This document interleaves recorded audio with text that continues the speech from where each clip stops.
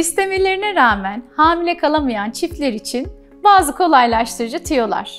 Çiftler bir süredir denemelerine rağmen gebe kalamadıklarında hemen kendilerini kısır ya da infertil olarak değerlendirirler.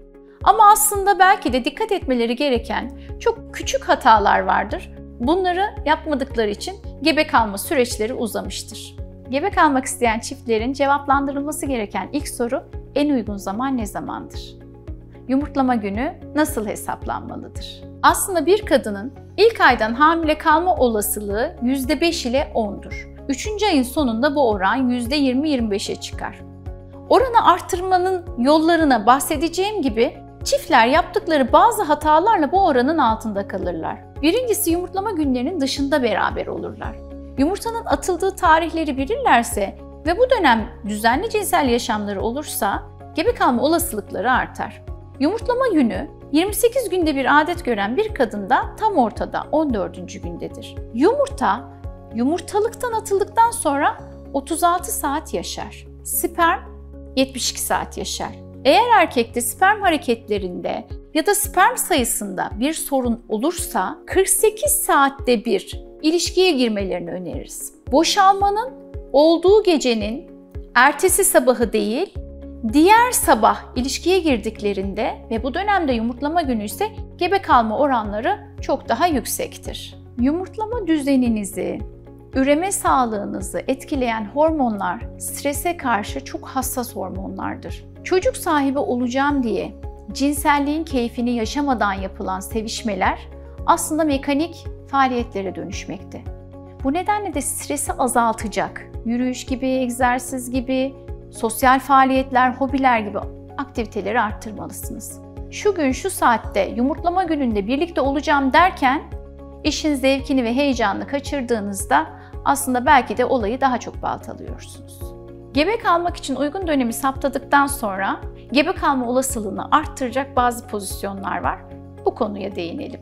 Penisin vajinaya penetrasyonu sırasında daha derinlere ulaşıp tamamen bütün sperm içeriğini boşaltabileceği pozisyonlarda gebe kalma olasılığı artmakta. Bu pozisyonlar nelerdir diye bahsedecek olursak, misyoner pozisyonu dediğimiz en sık yapılan, tüm dünyada en çok kullanılan pozisyon. Kadının altta, eşinin üstte olduğu, birbirlerine yüz yüze bakarak olan pozisyonlarda penis vajina penetrasyonunda bütün sperm içeriği vajinanın daha derinlerinde posterior fornix dediğimiz arka bölgeye boşaltılır ve bu boşaltılma anı ile beraber servikal kanaldan spermler hızlıca rahim içine, oradan da tüplere ulaşabilir. Bu birinci pozisyon. Diğer ikinci bir pozisyona geçecek olursak, halk arasında köpek pozisyonu, diğer tabirle doggy pozisyonu veya diz dirsek pozisyonu dediğimiz kadının önde olduğu, eşinin arkada olduğu pozisyonda yine penis vajinanın en derinlerine ulaşıp meni içeriğini, sperm içeriğini tamamen derinlere bırakabilir. Bu pozisyonda da gebelik şansı yine yüksektir. Bahsettiğim misyoner ve doggy pozisyonunda olduğunda, misyoner pozisyonunda kalçanın altına bir tane yastık koyup kalçayı yükselttiğinde ve bir 15-20 dakika yattığında gebe kalma olasılığı artabilir. Misyoner pozisyonunda cinsel birleşme yaşandıktan sonra kadının kalçasının altına ince bir yastık koyması, kalçayı yükseltip vajinanın derinlerinde sperm içeriğinin biraz kalmasına sebep olabilir. Ve 15-20 dakikada bu şekilde kaldığında gebe kalma olasılığını psikolojik olarak arttırdığı düşünülmekte. Aslında literatür çalışmaları bununla ilgili bizi desteklemesek de spermler ilk boşalma anıyla beraber zaten sperm yerinde duran bir canlı değil, hareketli bir canlı, hızlıca servikal kanaldan içeriye doğru girmekte. Fakat psikolojik olarak insan kendini rahatlatmak için kalçanın altına ince bir yastık, bacak üstüne atıp bir 15-20 dakika bu şekilde dinlenmesini ben şahsen aşılama tedavisi yaptığım hastalara öneriyorum. Doggy pozisyonunda cinsel birleşme yaşadıktan sonra ise kadının hızlıca yine sırt üstü dönüp bacak üstüne atıp kalçasının altına bir yastık koyması gebe kalması üzerinde olumlu etkileri olabilir. Üçüncü diğer bir pozisyonumuz ise kaşık pozisyonu. Kadının önde kıvrılıp erkeğin arkadan ona sarılıp birlikte olduğunda yine penisin derinlere, vajina derinlerine ulaşması mümkün olabilir. Bu pozisyonda sıkça tavsiye ediyoruz. Diğer pozisyon, 4. pozisyon, kadının altta olup, eşinin üstte olup, kadının bacaklarının adamın omzundan arkaya doğru uzattığı pozisyonda derin penetrasyon sağlanabilmekte. Fakat bu pozisyonu yaparken biraz dikkatli olmak gerekiyor. Özellikle penisi uzun olan erkekler derin penetrasyon sırasında kadında ağrı, derin pelvik ağrıya neden olabileceği için yavaş ve yumuşak hareketlerle davranmalarını öneriyoruz. İnsanoğlu sadece üreme amaçlı eşiyle birlikte olmaz, cinsel birleşme yaşamaz. Sevişmeyi daha heyecanlı, keyifli hale getirmek isteyen bazı çiftler oral seks ve anal seks deneyiminden yararlanabiliyorlar. Oral seks deneyimi gebelik planlayan çiftlere çok önermiyoruz. Çünkü tükrüğün içerisindeki bakteriler, enzimler sperm aktivitesini ve hareketini kötü etkiliyor. Hatta spermi öldürebiliyor. Bu sebeple gebelik planladığınız yumurtlama döneminde oral seks aktivitesi yapmanızı önermiyoruz. Anal sekse gelecek olursak, anal seks de yine anüsün içerisindeki bakteriler, enzimler spermlerin kesinlikle ölümüne neden oluyor. Bu nedenle de yine gebelik planlanan yumurtlama günlerinde anal seks deneyiminden kaçınmalarını öneriyoruz. Çiftler su altında, duşta birlikte olduklarında sperm hareketleri yine olumsuz etkilenmekte.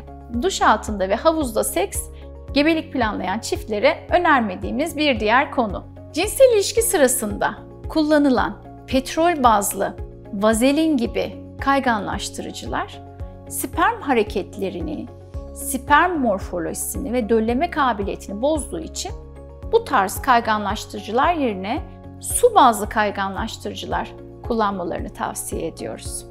Cinsel birleşme sırasında kayganlaştırma amaçlı kullanılan masaj yağları, bebek yağları veya vücut yağları yine spermler üzerinde olumsuz etkili.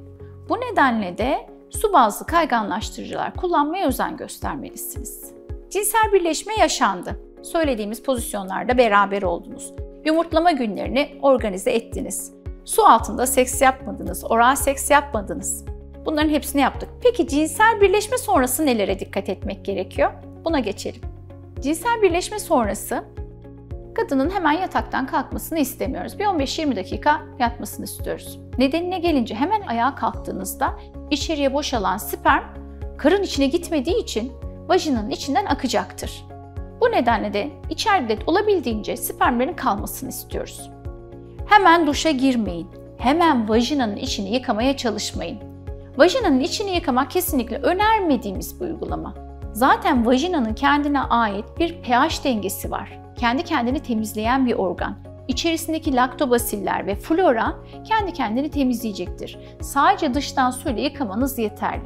Vajinanın içini yıkarsanız, içerideki spermleri temizlemeye çalışırsanız var olan spermlerin de gitmesini engellemiş olursunuz. Vajinal duş yaparak suyla vajinayı yıkadığınızda spermlerin ortamdan yok olmasıyla beraber vajinaya enfeksiyon bulaştırma şansınız var. Bu da eğer hamile kalırsanız gebelik sonuçları üzerine olumsuz etkileyecektir. Yani gebeliğin yaşama şansını ya da gebeliğin devamını sağlamak konusunda size problemler çıkaracaktır. İlişki sonrası 15 dakika yatalım, yerimizden kalkmayalım, vajinal duştan uzak duralım diyoruz. Son olarak toparlayacak olursak, gebe kalmayı düşündüğünüz aydan 3 ay öncesinden hekim kontrolüne başvurun. Korunmayı bırakın. Uygun günde ve zamanda cinsel ilişkiye girin, yumurtlama günlerinizi hesaplayarak. İki ilişki arasında 48 saat olmasına özen gösterin. Spermlerin hareketlerinin ve morfolojisinin korunması için bu süreye önem verin. İlişki sırasında kayganlaştırıcı, masaj yağı, vazelin bazlı yağlardan uzak durun. Su altında ilişkiye girmeyin. Alternatif seks yöntemlerinden uzak durun. Meninin tamamen boşaltılabileceği, akıp boşalmayacağı uygun cinsel pozisyonlarda birlikte olmaya özen gösterin. Sabah erken saatlerde ilişkiye girdiğinizde gebe kalma olasılığınız artabilir.